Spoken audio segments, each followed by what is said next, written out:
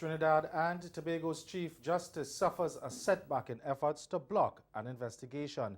And in sport, victory for TNT's female footballers in the Caribbean round of the CONCACAF World Cup qualifiers.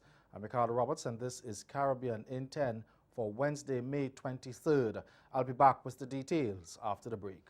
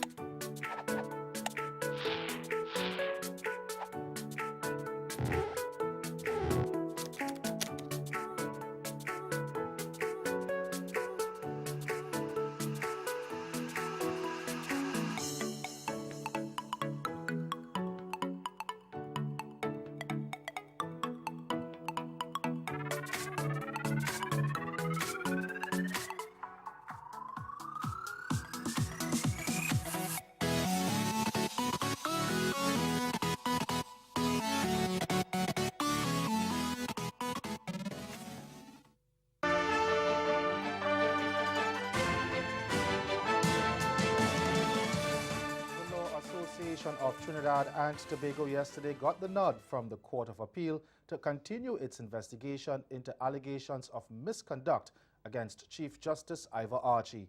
But the Chief Justice plans to challenge that decision at the Privy Council. The Court of Appeal had overturned a High Court ruling that the Law Association's investigation of Archie was unlawful and unconstitutional. Fane Richards of TV6 News reports on the latest development. The association was trying to determine whether the CJ's alleged interventions in HDC housing allocations and in judges' private security arrangements warranted his removal. Justice Jamadar explained the thinking behind his decision. He wrote, "So unless what the LATT has undertaken constitutes the offense of scandalizing the court, in this case scandalizing the CJ or his office, or is personally defamatory of the CJ, the Constitution declares that the LATT's fundamental right to express itself and to actively participate in upholding the rule of law permits its investigation and exposure of judicial misconduct. There is no justification for curtailing the LATT's fundamental rights to freedom of thought and expression." As for the Chief Justice's attempt to stymie the investigation, Justice Barreau questioned, "The submissions of the Chief Justice are unduly restrictive of the rights of the public. They bear the hallmarks of an attempt to suppress the facts. If the allegations are false, as the respondent contends, then why stop the inquiry?" Despite the judge's ruling, the Law Association won't be able to restart its investigation right away. The CJ's lawyers want to appeal to the Privy Council. The court will meet next Monday to determine whether it will grant permission for that final appeal. Until that's resolved, the court ordered a temporary freeze on the association's probe. Grenada has deported a Pakistani national considered a national security threat.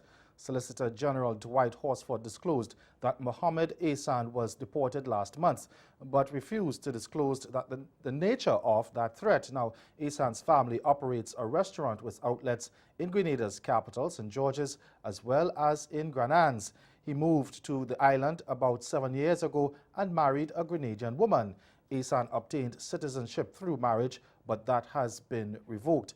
It was when he went to apply for his Grenadian passport that officers conducting due diligence got information that he was a national security threat and denied the application. A war of words has erupted in St. Kitts and Nevis between Prime Minister Dr. Timothy Harris and the opposition leader, Dr. Denzil Douglas, regarding the bribery scandal involving a British investor and Caribbean politicians he claimed asking him for expensive items and cash to facilitate deals. Now, speaking at a town hall meeting on Sunday, Prime Minister Harris dismissed calls for his resignation in the wake of the allegations he was one of those politicians.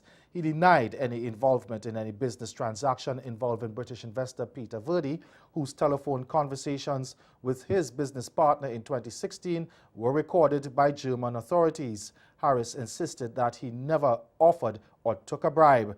But in an interview with CMC News, Dr. Douglas was adamant that Harris should follow the lead of Asset Michael, who resigned as Antigua and Barbuda's Trade and Investment Minister last month after Verdi alleged that he had asked him for $2 million and a car for his mother. The resignation of Prime Minister Harris. We believe that he has tarnished the image of our country, and he deserves, of course, to be given the opportunity to clear his name in any London court when the time arises.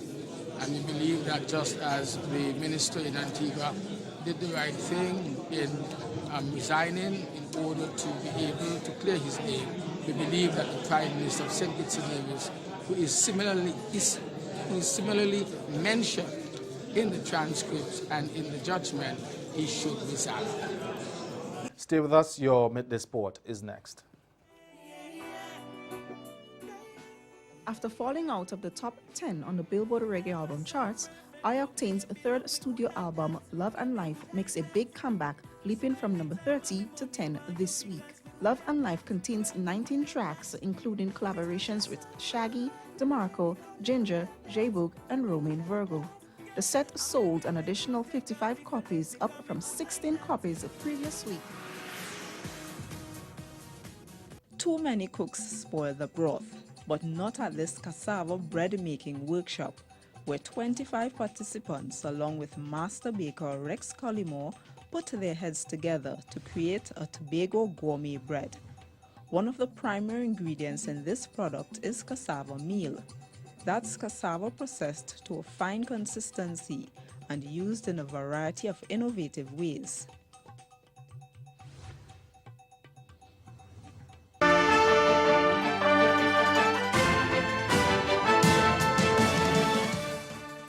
Trinidad and Tobago's senior women's football team got the better of a resilient Dominican squad to win 3-0 in the Caribbean round of the CONCACAF World Cup qualifiers on Monday. And Grenada tasted defeat at the hands of US VI at the Atto Boldon Stadium. TV6's Sergio Defoe has that story. Janelle Cunningham opened the scoring in the 5th minute, cleaning up a play made from a free kick that could not be cleared by the Dominican defense. Rhea Belgrave put TNT 2-0 ahead in the 36th minute. Her header was just powerful enough to beat the diving keeper.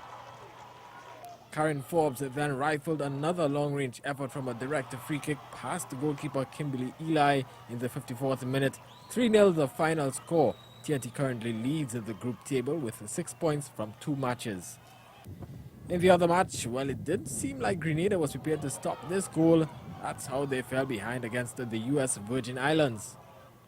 The goalkeeping blunders would continue.